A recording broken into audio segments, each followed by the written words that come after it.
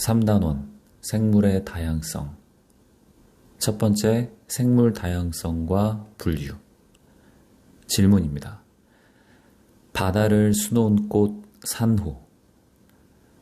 따뜻하고 얕은 바닷속에 들어가면 모양과 색깔이 다양한 많은 종류의 산호를 볼 수 있어. 산호는 바위 모양, 나무 모양, 꽃 모양 등을 하고 있고 색깔도 울긋불긋 아름다워. 그런데 산호의 몸속에는 광합성을 하는 작은 생물들이 살고 있다고 해. 산호는 이 생물들에게서 양분을 얻거나 몸의 일부를 움직여 잡은 먹이에서 양분을 얻어. 산호는 식물일까 동물일까? 첫 번째 생물 다양성과 분류는 작게 4가지로 나뉘어져 있어요. 지구 곳곳의 다양한 생물들을 알아보고 생물을 분류하는 방법, 분류하는 체계, 마지막으로 생물을 분류하기입니다. 첫 번째, 지구 곳곳의 다양한 생물. 이 단원을 배우면 변이의 관점에서 환경과 생물 다양성의 관계를 설명할 수 있다고 합니다.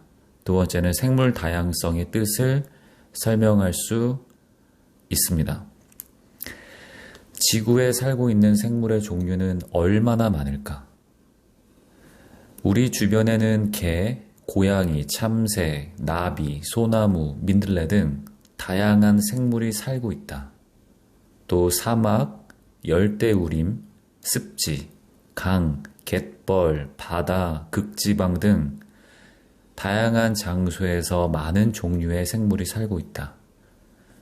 세계 생물 다양성 정보기구 GBIF에 따르면 2017년 현재까지 발견된 생물의 종류는 약 172만 종이고 새로운 종이 계속 발견되고 있다.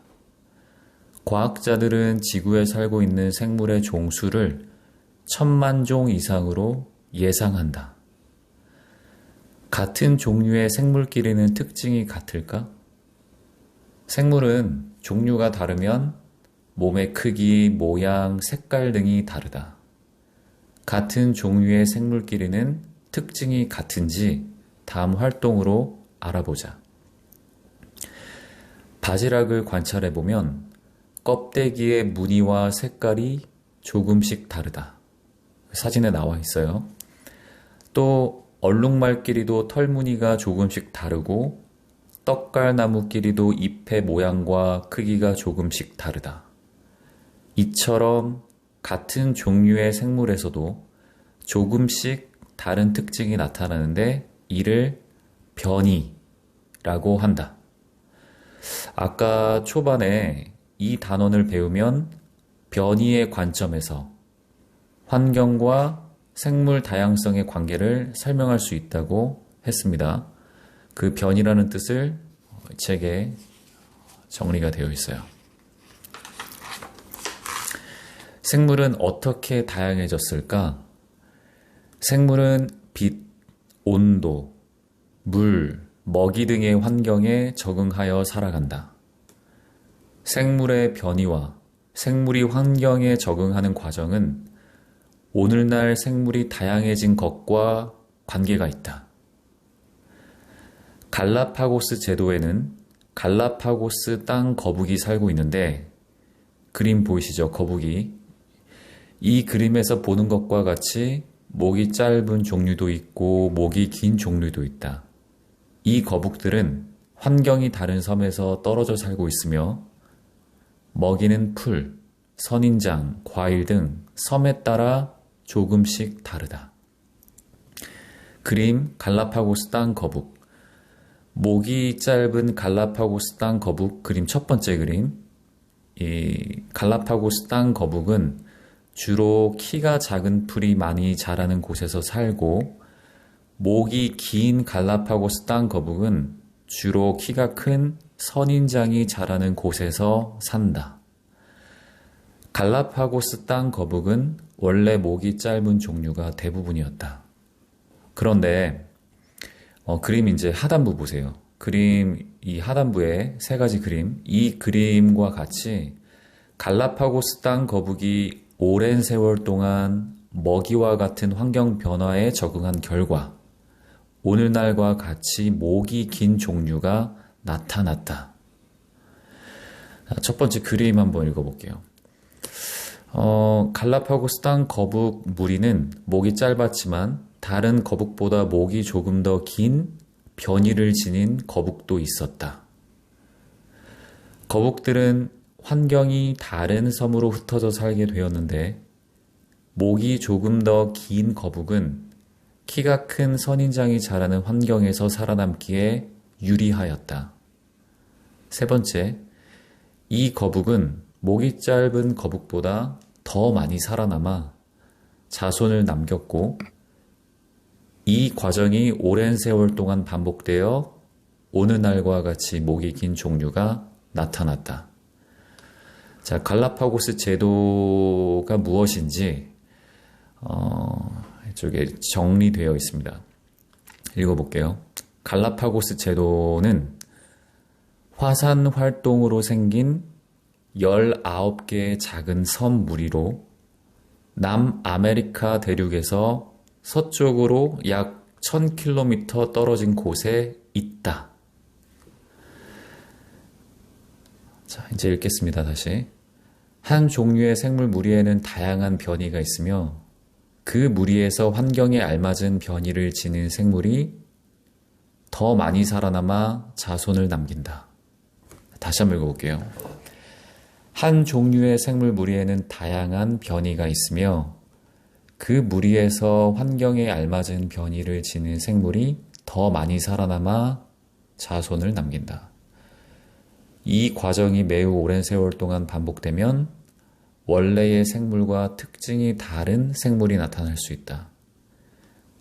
이와 같이 생물의 변이와 생물이 환경에 적응하는 과정은 오늘날 생물이 다양해진 주요 원인이 된다. 어떤 지역에 살고 있는 생물의 다양한 정도를 생물 다양성이라고 한다. 다음 활동으로 생물 다양성의 뜻을 생각해 보자. 두 번째, 생물을 분류하는 방법. 이 단원을 배우면 생물을 분류하는 목적과 분류 방법을 설명할 수 있어야 합니다. 생물을 분류하는 기준은 무엇일까?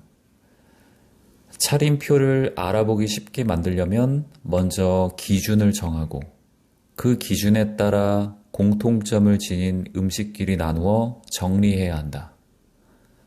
공통점과 차이점에 따라 무리지어 보는 것을 분류라고 하는데 지구의 다양한 생물도 기준을 정하여 분류할 수 있다. 생물을 분류하면 생물을 체계적으로 연구할 수 있어 생물 다양성을 이해하는 데 도움이 된다. 생물을 분류할 때에는 생물 고유의 특징을 기준으로 정하거나 사람의 편의에 따라 기준을 정할 수 있다. 그런데 생물을 사람의 편의에 따라 사람이 키울 수 있는 것, 사람이 먹을 수 있는 것 등을 기준으로 정하여 분류하면 분류하는 사람에 따라 결과가 달라질 수 있다. 그래서 몸의 구조, 광합성 여부, 번식 방법, 유전자 등 생물 고유의 특징을 기준으로 정하여 생물을 분류한다. 밑에 그림처럼 광합성을 하는 생물에는 뭐뭐가 있고 또 광합성을 하지 않는 생물에는 고등어, 닭, 거미, 참새 같은 동물들이 있고 이렇게 그림이 나와 있고요. 유전자에 대한 보충 설명 읽어드리겠습니다. 생물의 특징을 결정하는 정보가 저장된 단위이며 자식은 부모의 유전자를 물려받는다. 생물 분류는 어떤 과정으로 이루어질까? 생물을 분류할 때에는 먼저 생물 고유의 특징을 관찰하여 공통점과 차이점을 찾고 이를 바탕으로 분류 기준을 정한다. 그 후 분류 기준에 따라 공통점을 지닌 생물끼리 무리를 지어 나누면 된다. 다음 활동으로 분류 기준을 정하여 가상생물을 분류해보자. 이런 탐구 활동을 한번 해보는 게 이해가 더 빠르고 잘 익혀질 것 같다는 생각이 듭니다.